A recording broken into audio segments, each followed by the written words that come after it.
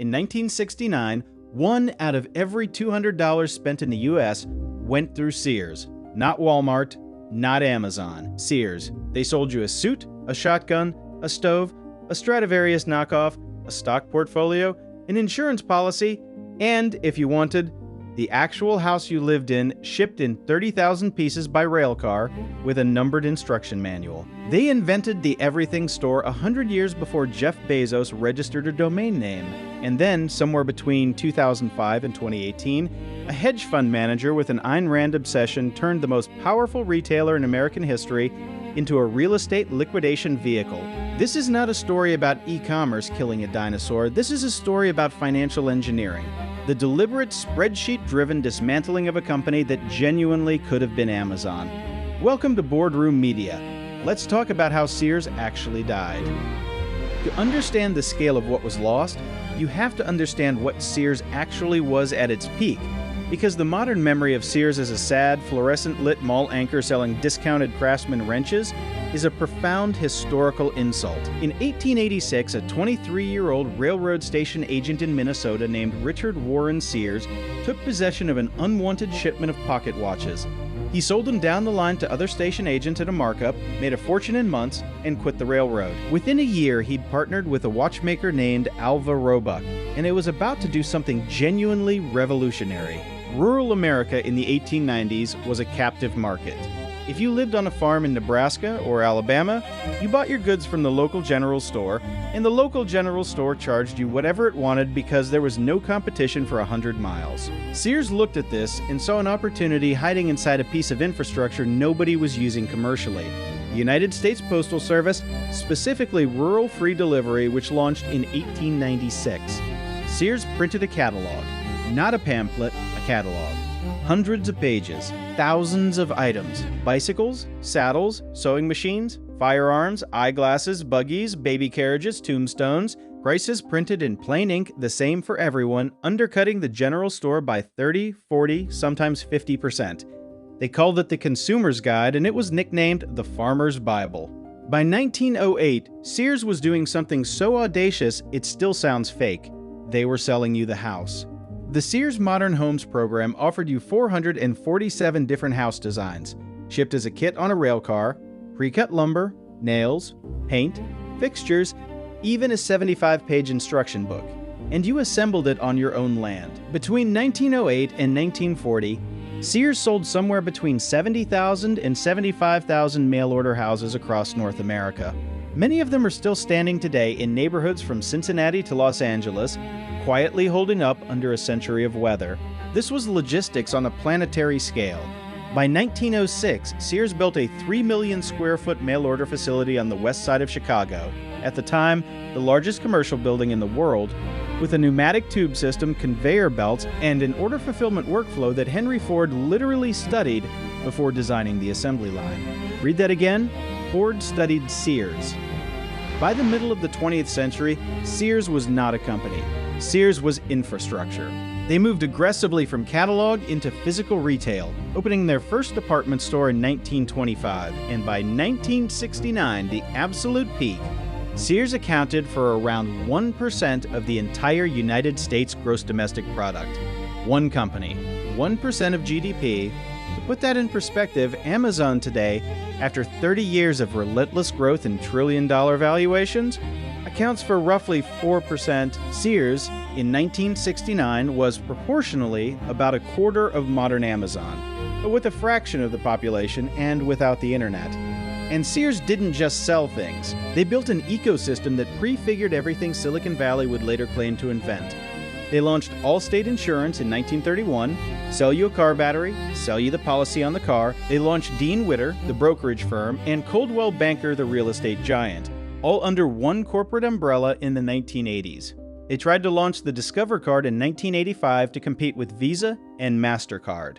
They co-founded Prodigy with IBM in 1984, an online service that offered home shopping, banking, news, and email to consumers a full decade before most Americans had heard the word internet. Sears had e-commerce in 1984. Let me say that again because it matters for everything that comes next. Sears had e-commerce in 1984. They built the Sears Tower in 1973, which was the tallest building in the world for 25 years. They employed at peak around 350,000 people. Their private label brands, Craftsman tools, Kenmore appliances, Die-Hard batteries, Toughskins jeans, were so dominant they functioned as generic terms. If you owned a power drill in 1975, statistically it was probably a Craftsman. So what happened? The standard answer is Walmart and Amazon happened. And that answer is partially true, but it's lazy. Walmart did out-execute Sears in the 1980s and 90s on supply chain efficiency and rural big box stores. Amazon did out-execute everyone on internet logistics in the 2000s, but plenty of legacy retailers survived. Target adapted, Best Buy adapted, Costco thrived. Sears didn't just lose. Sears was actively dismantled, and the dismantling has a name attached to it. His name is Edward Lampert.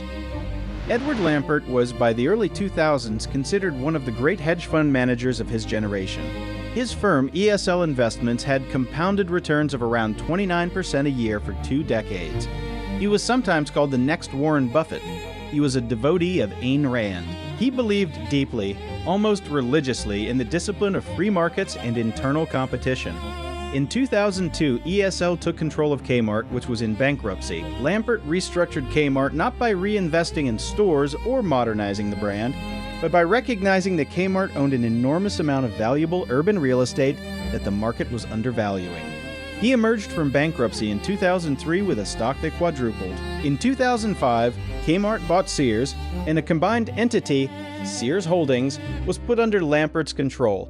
He eventually became CEO in 2013. Now here is where the standard narrative says, he tried to save Sears and the internet beat him. The actual record is more complicated and frankly, more damning. Lampert refused to invest in stores. From 2005 to 2018, capital expenditure at Sears Holdings ran at a fraction of what competitors like Walmart and Target were spending per square foot. Stores became, in the words of employees and customers, visibly decrepit, leaking ceilings, empty shelves, broken escalators, lighting that didn't work. He instead diverted capital towards stock buybacks, repurchasing roughly $6 billion of Sears stock between 2005 and 2010, propping up the share price while the underlying business hollowed out. He restructured Sears internally into roughly 30 separate business units that were forced to compete with each other. Apparel against electronics against appliances, each with its own profit and loss statement, each negotiating internal transfer pricing. Executives reportedly required separate boards. The hardware division refused to share marketing budget with the appliance division. It was Ayn Rand applied to a department store, and it was, predictably, chaos. But internal chaos was a sideshow. The real game was real estate. Sears, the historic company, owned an extraordinary portfolio of commercial property. Anchor positions in shopping malls, urban land in major cities, distribution centers, and the brand IP of Craftsman, Kenmore, and Die-Hard. Lampert and ESL began a long, technically legal, ethically contested process of separating those assets from the operating retail business. In 2012, Sears Holdings spun off Sears Hometown and Outlet stores. In 2014, it spun off Land's End. $7 billion. Eddie Lampert was the chairman and largest shareholder of Seritage. Sears then leased many of those same stores back from Seritage, paying rent to a landlord that was functionally the same person who owned the tenant. Then came the Craftsman sale to Stanley Black & Decker in 2017 for around $900 million. The Die-Hard brand eventually sold off, land sold, inventory liquidated, $5 billion, affecting roughly 90,000 retirees. Throughout this period, ESL and entities controlled by Lampert were also Sears' largest lender, extending billions in loans secured by, you guessed it, Sears' remaining real estate and brand assets. $6 billion in debt, Lampert was simultaneously the CEO who had run it, the largest shareholder, the largest creditor, and the chairman of the REIT that owned its best stores. Critics, including Sears' own unsecured creditors, filed lawsuits alleging that Lampert and ESL had stripped roughly $2 billion in value out of the company in a series of transactions designed to benefit insiders at the expense of vendors, employees, and pensioners. Lampert denied wrongdoing. The lawsuits were eventually settled in 2022 for around $175 million, with no admission of liability. $2 billion in early 2019, keeping a few hundred stores open. Today, in 2024, fewer than 10 Sears department stores remain in the entire United States. A company that once did 1% of U.S. GDP, that pioneered home delivery, that pioneered installment credit, that pioneered private label brands, that pioneered online services, that literally shipped you the house you lived in, has been reduced to a handful of fluorescent-lit storefronts and a website that mostly resells third-party inventory. The Sears Tower was renamed the Willis Tower in 2009. Why does this matter beyond nostalgia? Because the Sears story exposes a particular pathology in modern American capitalism that we still don't have good defenses against. A productive operating company gets acquired by a financial entity. The financial entity discovers that the company is worth more dead than alive, that its real estate, brand IP, and customer data can be sold off in pieces for more cash than the operating business will generate.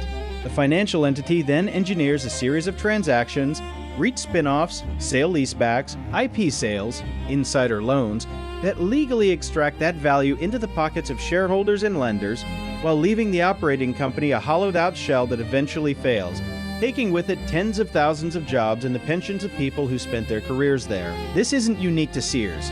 The same playbook has been run on Toys R Us, on Sports Authority, on Payless Shoe Source, on dozens of regional newspapers, on hospitals across rural America. Sears is just the largest, oldest, and most symbolically important example.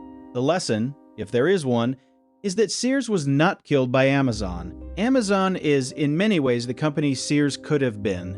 Bezos has said publicly he studied the Sears catalog model. Sears had every advantage: brand, scale, real estate logistics expertise, customer relationships, even an early online service. What Sears lacked in the critical period from 2005 to 2018 was a management whose interests were aligned with the long-term survival of the operating business. And that is a story that has nothing to do with technology and everything to do with the incentives we set for the people running our most important institutions. So, what's the takeaway here? Sears wasn't a dinosaur that failed to evolve. Sears was a giant that was hunted, butchered, and sold for parts by people who calculated that the carcass was worth more than the animal.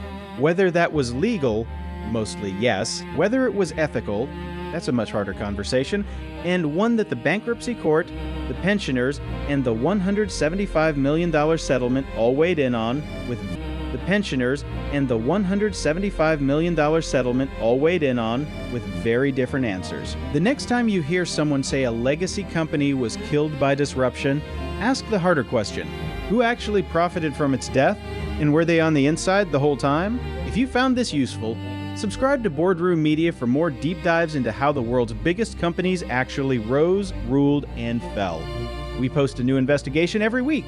Thanks for watching, and we'll see you in the next one.